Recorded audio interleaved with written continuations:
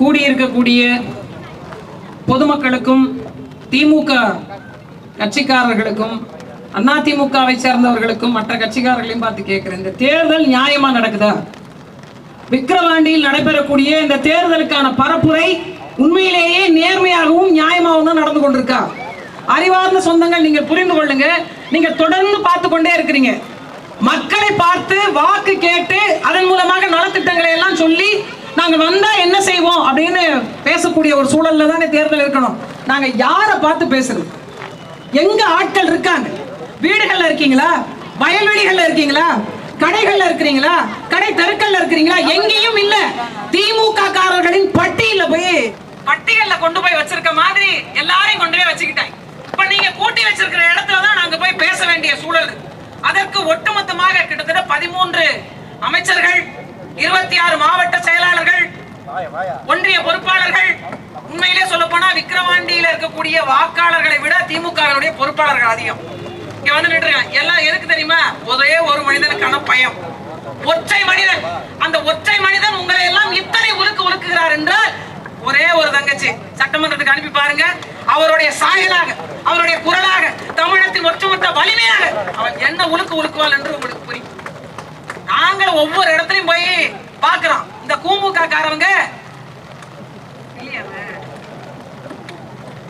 அல்லனே குடிகாரர்கள் முன்னேற்ற கழகம், அதான் கூமுக. இந்த கூமுக காரவங்க ஏன் நாங்க அப்படி சொல்றதுக்கான காரணம் இருக்கு.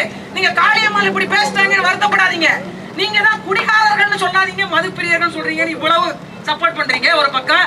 இன்னொரு பக்கம் குடிகாரர்களுக்கான ஆட்சி நடத்துவது போன்று தீபாவளிக்கு கட்டிங்க. ஒரு பக்கம் கள்ளச்சாராயத்துல கிக் இல்ல. இந்த வடிவேல் ஒரு படத்துல சொல்லுவாரு, 4 புள்ள அடிச்சிருக்கேன், சாணி மாதிரி சப்புன்னு கிடக்கு, ஏதாவது கலப்படம் கலந்து ஊத்துறியான்ற மாதிரி அதற்கு ஒப்புதல் தெரிவிச்சிருக்கிறாரு ஐயா துரைமுருகன். நாங்க கொடுக்கிற சாராயத்துல கிக் இல்ல. எதை திறந்தாலும் சாராயத்தை பத்தி பேசுவது தான் இந்த கூமுக கட்சிக்காரர்களுடைய வேலை. அதனால்தான் இந்த குடிகாரர்கள் முன்னேற்ற கழகம் என்று புது பெயர் இன்னையில இருந்து சூட்டுறோம். அவங்களுக்கு நாம இன்னையில இருந்து வைக்கிறோம். ஏன்னா என்னைக்காவது மக்களை பத்தி சிந்திச்சது உண்டா? விவசாயிகளை பத்தி பேசியது உண்டா? ஒரு மணிப்பூர் கலவரத்தை வச்சு திமுக ஒரு மாநாடு போடுது. பெண்களுக்கு எதிரான பாலியல் வன்கொடுமையிலிருந்து பாதுகாக்கின்ற மாநாடு, ஒரு மாநாடு நடக்குது. அந்த மாநாடுல போய் பாத்தீங்க அப்படின்னா மாநாடு முடியறதுக்குள்ளேயே ஒரு அம்மா வந்து குற்றச்சாட்டு வைக்கிறாங்க. கொஞ்ச நேரமா இவன் எடுப்பு பிடிச்சி கிள்ளிட்டே இருக்கிறாங்க. என்ன கொஞ்சம் கேட்டு சொல்லுங்க, இவன் கூட எல்லாம் பக்கத்துல எப்படி நிக்கிறது? இதெல்லாம் திராவிட முன்னேற்ற கழகம், இந்த கூமுக இருக்கு இல்லையா, இந்த கூமுகவினுடைய செயல்பாடு. பெண்களுக்கு இவர்கள் கொடுக்கிற மதிப்பு, மரியாதை.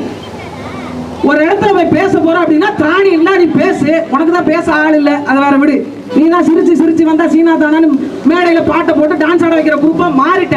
கருத்தியல் இல்ல, வெறுமனே காசை வைத்துக் கொண்டு ஒரு அரசியல். இந்த அரசியலுக்கு வாக்கு செலுத்த மக்கள் தயாராயிட்டோம். அது உண்மையிலேயே இங்க இருக்கக்கூடிய பெண்களை நிலைமை பார்த்தா வருத்தமா இருக்கு. ஒரே ஒரு ஆள்கிட்ட எனக்கான வேலை கொடு, அரசியல் பங்கேற்பு கொடு, அதிகாரத்தை கொடு, மக்களுக்கான அடிப்படை வசதிகளை பூர்த்தி செய்து கொடு, எதுவும் கேட்கறது இல்ல.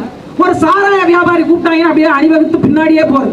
எதுக்கு போறீங்க? வாழ்க உதயசூரியன்றீங்க. இந்த உதயசூரியன் உங்களை வாழ வச்சது என்ன? ஐயா ஸ்டாலின் குடும்பம் எங்க இருக்கு? உங்க குடும்பம் எங்க இருக்கு? எது ஒன்றையாவது சிந்திச்சிருக்கோமா? பெண்களுக்கு எதிரான பாலியல் வன்கொடுமைகள் இந்த மண்ணில் குறைஞ்சிருக்கா? குடியினால் ஏற்பட்ட குடும்ப வன்முறைகள் குறைஞ்சிருக்கா? அடிப்படை வசதிகளான சாலை சரி செய்யப்பட்டு கொடுத்திருக்கா? குடிநீர் வந்திருக்கா? என்ன கிடைச்சிருக்கு நமக்கு? எதற்காக இவர்களுக்கு வாக்கு செலுத்தணும்? 3 ஆண்டு காலம் மரியாதைக்குரிய ஐயா புகழேந்தி அவர்கள் விக்கிரவாண்டி மண்ணில் என்ன பாலாறும் தேனாரும் ஓட விட்டாரா? கடல் இல்லாத வாழ்க்கையை வாழ விட்டாரா? என்ன நடந்துருச்சு? என்ன மாற்றம் வந்துருச்சு? மீண்டும் 2 ஆண்டு காலம் இவர்களுக்கு வாக்கு. ஒரு முறை சிந்திச்சு வாக்கு செலுத்துங்க.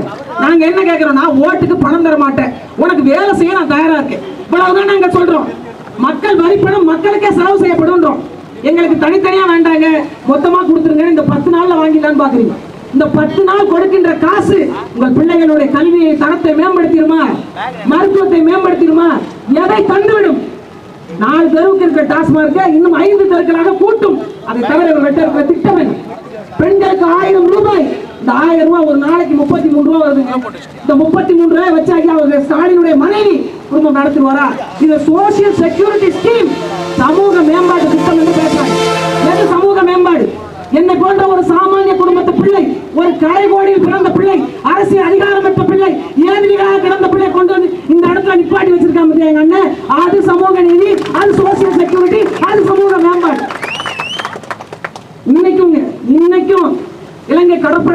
செய்யப்பட்டு 26 பேர் இப்ப 4-5 நாளைக்கு முன்னாடி சிறையில் அடைக்கப்பட்டிருக்காங்க. பேசுவதற்கு ஒரு நாதி, பேசுவதற்கு நாம் தமிழர் கட்சி எங்கள் அண்ணன் செந்தமிழன் சீமானை விட்டார்.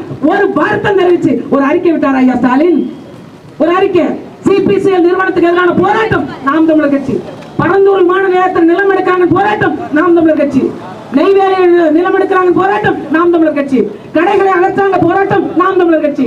கடற்கரை அபகரிக்கிறாங்க போராட்டம் நாம் தமிழர் கட்சி. மகளிருக்கு கொடுமை நாம் தமிழர் கட்சி. எல்லாவற்றிற்கும் நாம் தமிழர் கட்சி போராட வந்து நிற்கும். போராடாத ஒரு வாழ்க்கை தரங்க, ஒரே ஒரு அரசியல் அதிகாரத்தை தாங்கன்னு கேட்கிறோம். இதை கொடுப்பதில் உங்களுக்கு என்ன பிரச்சனை? 1000 ரூபாய் வாங்கிட்டு தான் ஓட்டு போட்டீங்க. என்ன மாறிடுச்சு வாழ்க்கை? 1000 ரூபாய் இருந்தா என்ன தஞ்சிடும்? 500 ரூபாய்க்கு ஒரு புடவை எடுக்கிறோம், 1000 ரூபாய்க்கு ஒரு புடவை எடுக்கிறோம், ஒரு தடவை துவைச்சா சாயம் போயிடும். அவ்வளவுதானே 5 ஆண்டு கால வாழ்க்கை? அவ்வளவுதானே அரசியல் அதிகாரம்? அவ்வளவுதானே உங்களுக்கான பங்கேற்பு? நீங்க யார் என்றாவது புரிந்து கொள்ளுங்க. நீங்க பேசுறீங்க இந்த பகுதியில் சாதிய உணர்வுகள் அதிகம், ஒரு விபத்து ஏற்பட்டுச்சு, ஒரு மருத்துவமனைக்கு போறீங்க, நான் படையாச்சி, எனக்கு படையாச்சி ரத்தம் தான் வேணும் கேட்டிருந்தானாம, அது என்னங்க அவசரம் வந்துட்டா மட்டும் எந்த ரத்தமா இருந்தாலும் கொடுங்கங்கிறீங்க? அப்ப கலப்பு ஏற்படாதா? அப்ப சாதி தெரியாதா? அப்ப ஒரு மதம் தெரியாதா? ஏன் மனிதனுடைய தேவைக்கு இவை எவையுமே தேவையில்லை, அவ்வளவுதானே. அதைத்தான் நாங்க சொல்றோம், அரசியல் என்பது மனிதனுடைய தேவை. அதனால்தான் சாதியை கடந்து வாங்க, தமிழராக ஒரு குறை இங்க நில்லுங்க என்று பேசுறோம். சின்ன சின்ன பிள்ளைகளுக்கெல்லாம் ஒரு டிஷர்ட்டை மாட்டி விடுறாங்க, நான் அவன் வெறியன், நீ இவன் வெறியன். நீ தமிழனுக்கு வெறியனா இரு முதல்ல, நீ தமிழனா இரு முதல்ல. அனுபவம் பார்க்குற ஒரு வண்டியில சிஎஸ்கே வெறியன் எழுதிருக்கு. ஆமாங்க, உண்மையாவே சிஎஸ்கே வெறியன். எதில் வெறி கொண்டு நிற்கணும்? நீங்க உன் இனம் அழிகிறது, உன் மொழி அழிகிறது, உன் அரசியல் அதிகாரம் பறிவாகிறது. நீங்க என்ன சாதி பார்த்து ஓட்டு போட்டுறீங்களா? நான் பறையருக்கு ஓட்டு போட மாட்டேன், வன்னியருக்கு ஓட்டு போட மாட்டேன், பறையர், நான் செட்டியாருக்கு ஓட்டு போட மாட்டேன். முதலியா யாரு நினைச்ச ஐயா ஸ்டாலின் ஓட்டு போட்டீங்க? யாரு நினைச்சு ஓட்டு போட்டீங்க? நாங்க எங்க ஆளுகளுக்கு மட்டும் தான் ஓட்டு போடுறோம், உங்க ஆளுங்களாவது எதற்காக வாட்ஸ்அப்? அது முதலமைச்சர் இருக்கிறதே உச்சபட்ச பதவி தமிழ்நாட்டில். எப்படி கொடுத்தீங்க? உங்க சாதிக்காரன் கொடுத்தீங்களா? உங்கள் மதத்துக்காரன் கொடுத்தீங்களா? வந்தவன் போனவங்க எல்லாம் நாட்டை கொடுத்துட்டு உங்கள் வீட்டு பிள்ளைகள் தெருவில் வச்சு கட்ட வச்சிருங்க. இதுதான் உங்களுடைய அரசியல் அதிகாரமா? உங்களுடைய பங்கேற்பா? நாங்கள் வந்து இங்க பேசுவது எதற்காக தெரியுமா? உங்களுக்கும் சேர்த்துமான அரசியல், நீங்க இழந்த அரசியலை மீட்டு தருவதற்கான பிள்ளையார் தான் இந்த இடத்துல வந்து நாங்க நிக்கிறோம்.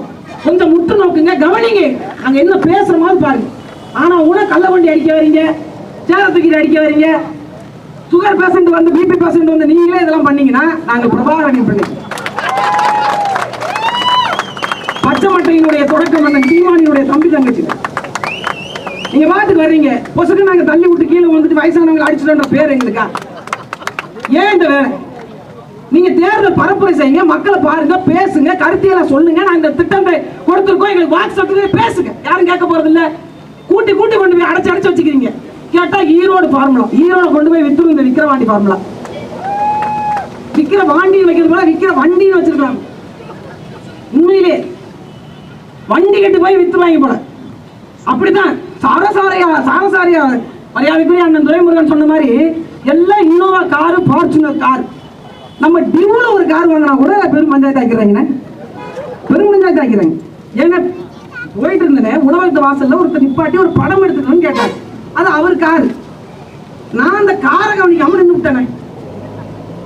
அந்த கார் பதறி போயிட்டாரு. காளியம்மாவோட கார் இது அப்படின்னு எடுத்து போட்டாங்கன்னா அவரு வண்டி ஆர்சி புக்கு எல்லாத்தையும் எடுத்து போட்டு வண்டி எங்குது நாட்டு போடுறாரு. மறுநாள் வண்டி யாருன்னு தெரியல, உள்ள இருக்கிறவன் யாருன்னு தெரியல, வெளில இருக்கிறவன் யாருன்னு தெரியல, ஒன்னும் தெரியல. அதனால ஆட்சி அதிகாரம். நான் என்ன பண்ண, மறுநாள் போய் ட்ரெயின் முன்னாடி நின்று போட்டாரு. வந்தே பாரத்னு நம்மளுக்கு சொல்லிவிட்டு போங்க. மறுநாள் எங்க அண்ணன் போன் பண்ணி, என்ன ஏத்தா ஜெட்டு வாங்கியிருக்கியாமே, அண்ணனுக்கு 2 நாள் கூட பரப்புரைக்கு போயிட்டு வருவான். அவனை ஜெட்டு வரட்டும், சுத்தி சுத்தி விற்கிறான். நாங்க சுத்தமா இல்லையா பாரு. ஏன் நாம் தமிழர் கட்சியில கார் வாங்கக்கூடாதா, ஜெட்டு வாங்கக்கூடாதா? ஓங்கோல இருந்து ஓடி வந்து பஸ்ஸுக்கு காசு இல்லாம திருட்டு வேலையாரி வந்த கூட்டம், நீங்க இன்னோவால போவீங்க, ஆடியில போவீங்க, ரேஞ்ச் ரோவர்ல போவீங்க. இந்த மண்ணுக்கு சொந்தக்காரிகள், ஆனா இந்த மண்ணுக்கு சொந்தக்காரி, வர்த்தகத்தை உலகத்துக்கு கடத்திய கண்ணகியின் வாரிசுனா நான் போக கூடாதா? இந்த நிலப்பரப்பு முழுமைக்கு மாற்ற தமிழகத்தின் பெருங்கூட்டத்தின் வாரிசு நான். என் பாட்டை முள்ளக்குடிக்கு தேர கொடுத்துட்டு அவன் போயிட்டான்.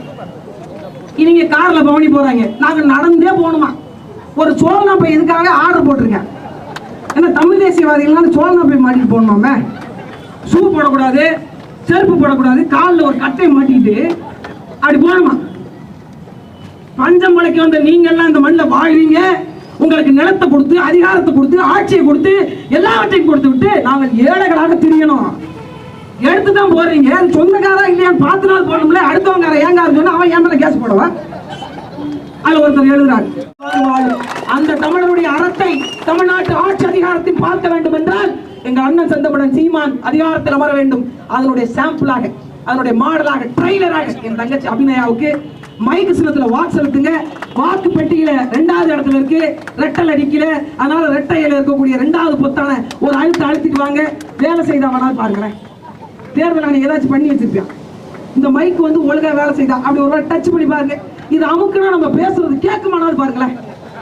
உங்க குரல் கட்டாயம் தமிழ்நாட்டு சட்டமன்றத்தில் அபிநயா வழியாக கேட்கும். நன்றி, வணக்கம். நாம் தமிழர். மைக்